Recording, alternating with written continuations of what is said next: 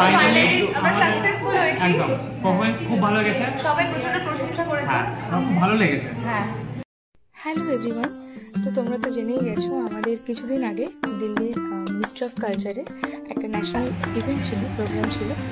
তো সেখানে যাওয়ার সময় আমরা কী কী করেছি তো সেগুলো তোমাদের সাথে শেয়ার করে দিচ্ছি আজকে ভিডিওতে। আশা করছি ভিডিওটা খুব মজা হবে। এটা হচ্ছে সাঁতরাগাছি রেল স্টেশনের কাছেই একটা সুন্দর একটা রেস্টুরেন্ট, যেখানে আমি আর আমার একটা দিদি চলে গিয়েছিলাম। তখনও সবাই খুব একটা পৌঁছায়নি, তাই আর খুব খিদেও পেয়েছিল। দুজন মিলে চলে গেছিলাম খেতে সেখানে, মানে প্রচণ্ড ছ্যাবলাও বেরিয়েছি।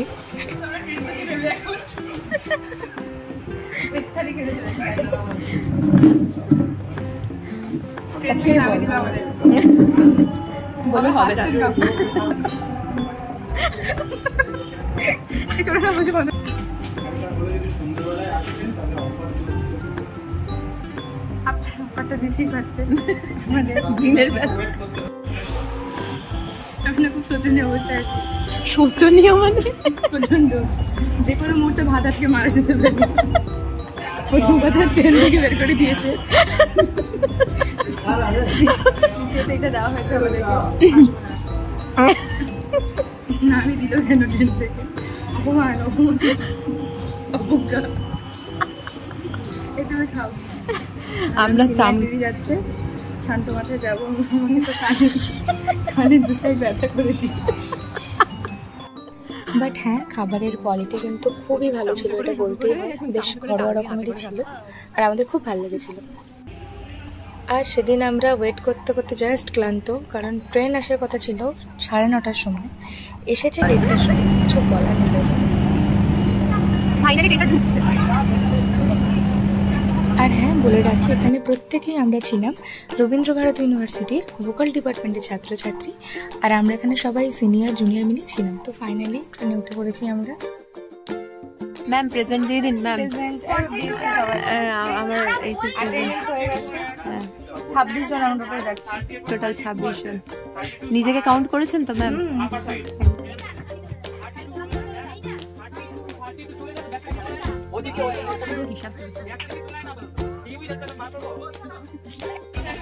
বল। তো আমাদের ট্রেন অ্যাট লাস্ট ছাড়লো কটা বাজে দিদি? এখন বাজে 2টো।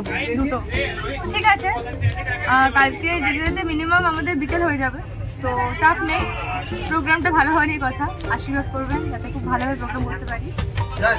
জয় তারা, জয় তারা, রাধে রাধে, রাধে রাধে। ভীষণ চিন্তিত একজন। আমিও সর্বনাশ আমাদের, ওই জন্য আজকে এই অবস্থা আমাদের। এত এক্সট্রা সিট যে আমরা বুঝতে পারছি না, ভীষণই আমরা টেনশনে নিয়ে। আই থিঙ্ক আপনারা দেখতে থাকুন যে আলটিমেট আমরা কে কখন কোথায় বসেছি। হ্যাঁ, আদৌ সিট পাচ্ছি না, সবার লাগেজ গোছাচ্ছে, সংসারপত্র গোছাচ্ছে, আমরা মানে সিটই পাইনি। তো এগুলো অন্য কারোর ব্যাগ নিয়ে বসে আছে আমাদের। ও আচ্ছা, আমি যাবো না। আচ্ছা আচ্ছা, রাগ করিস না, হয়ে যাবে, সিট হয়ে যাবে। আমাদের না কোনো ডিমান্ড নেই, এত দ্বারা প্রমাণিত। ওইদিকে সব সিট সিলেকশন চলছে, ঠিক আছে? আমরা এখানে অবলা শিশুর মতো বসে আছি দুজন, যেটা দেবে সেখানে উঠবো। কিন্তু হ্যাঁ, নিজেদের দিকে ভালো হয়, কিন্তু এরা যে হাওয়াতে পড়া করছে, আমরা সিট পাবো কিনা তাই সন্দেহ। কেউ কেউ বলছে আমাকে এক্সট্রা সিট দিন, ওরা শ্বশুর বাড়ি এসছে সব।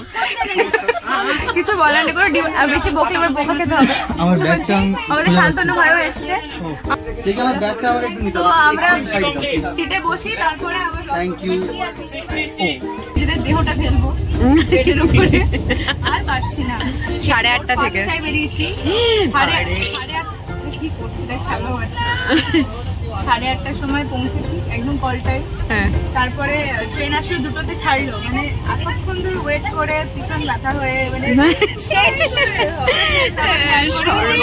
এই সঞ্চারী এসছে সব দুনিয়া আমাদের। হাই, এখানে দুজন ছবি তুলছে। এইদিকে সবাই আছে, আমাদের জ্যোতি আছে, আর অনেক আছে। তিনটে অবতার এসছে, পরে দেখাবো দেখে ওরা যে কি কি করবে। আমি শুধু ভাবছি ট্রেন থেকে না বের করে দেয় আমাদের। সব চুক্তি করছে, দেখুন আপনারা সব চুক্তি করছে ওইদিকে। আমরা যাচ্ছি দিল্লি, ওইখানে 3টে বাঁদর দাঁড়িয়ে আছে, দেখা যাচ্ছে না। ভিডিও করছি বন্ধ, 3টে বাঁদর দেখবো। হ্যাঁ,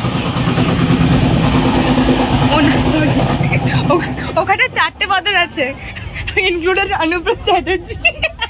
ফাইনালি আমরা সিট পেয়েছি, এখানে আর ওই উপরে আমি, ঠিক আছে? এবার যাই উপরে গিয়ে সব বেডিং দেহটা ফেলে দাও উপরে, আমি আমার দেহটা ফেলবো উপরে। খুব জঘন্য আর পাচ্ছি না, এই ছেড়ে দাও, পাক পাক পাক করে যাচ্ছে সেখান থেকে।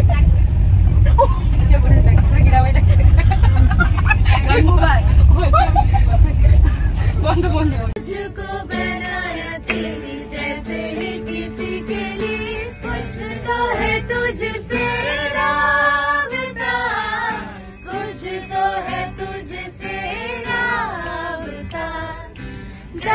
हमें जाने हमें क्या पता, कुछ तो है तुझसे राबता, वो हम सफर है क्या फिक्र है, जीने की मजा यही है, मरना इसी के लिए, कैसे है खुदा ने सुधाने सभी के लिए। তো এভাবে আমরা দিনটা সেদিন কাটিয়েছিলাম। তো এরপর আস্তে আস্তে দিল্লির প্রত্যেকটা ব্লগ আমি ছাড়ছি।